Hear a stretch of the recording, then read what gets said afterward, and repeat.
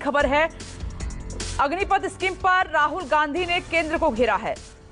ना कोई रैंक ना कोई पेंशन, लिख रहे हैं राहुल गांधी। इस तरह से उन्होंने कहा कि ना 2 साल से कोई डायरेक्ट भर्ती की गई है और फिर उसके बाद भर्ती हुई तो 4 साल के लिए, ना 4 साल के बाद स्थिति वैसी ही है।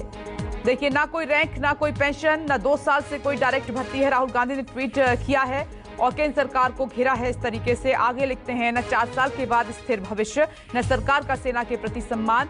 और राहुल गांधी से पहले भी कई बार हमला कर चुके हैं ट्वीट के जरिए केंद्र सरकार पर। और ये जो स्कीम लेकर आई है सरकार, देश के बेरोजगार युवाओं की आवाज सुनिए, इन्हें अग्निपथ पर। आगे लिखते हैं राहुल गांधी, युवा साथियों, अग्निपथ योजना आपके जीवन को नए आयाम प्रदान करेगी। ये योगी आदित्यनाथ कह रहे हैं, ट्वीट किया गया है सीएम यूपी।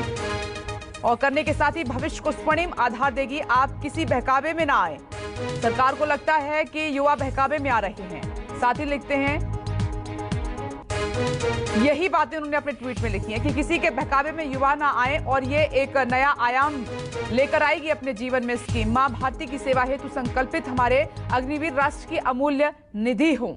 योगी आदित्यनाथ उत्तर प्रदेश के मुख्यमंत्री, उन्होंने युवाओं को समझाने की कोशिश की है। सौरभ पटना से मेरे साथ मौजूद हैं। अमिताभ ओझा लगातार आरा से बने हुए हैं और ये पूरी स्थिति पर नजर है। अब सौरभ, यहाँ पर सवाल ये उठ रहा है क्योंकि संयुक्त सरकार है बिहार में और सरकार का ही नुमाइंदा चाहते हैं युवा कि उनके बीच में कोई पहुंचे, उन्हें समझाए कि आखिर ये स्कीम उनके लिए कैसे हितकारी है। तो अब कोई जाएगा नहीं, आएगा नहीं, तो फिर ये विरोध शांत कैसे होगा?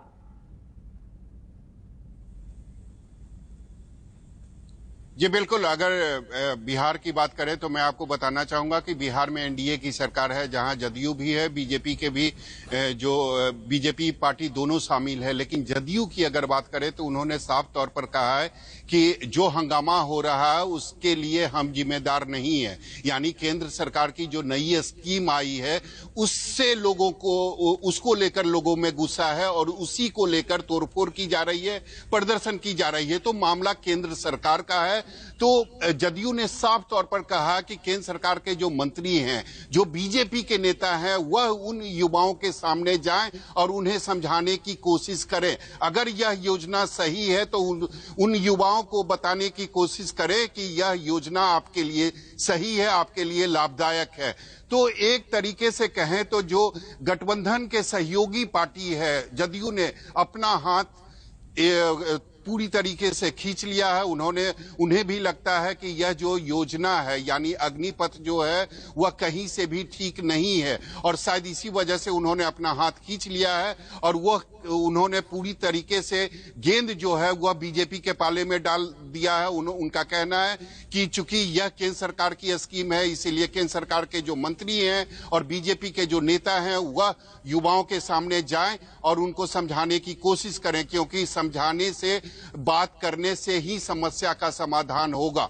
तो सबसे बड़ी बात है कि उनके सामने कौन जाएगा। जदयू ने अपने हाथ खड़ा कर दिए, बीजेपी का कोई भी नेता उनसे बात करने को तैयार नहीं है। तो युवाओं का जो गुस्सा है वह हर घंटे एक तरीके से कहें तो बढ़ता ही जा रहा। जो युवा इतने सालों से मेहनत कर रहे थे, पढ़ाई कर रहे थे, उन्हें अब लग रहा कि केंद्र सरकार नौकरी के नाम पर उन्हें ठग रही है, उनके साथ छलावा कर रही है।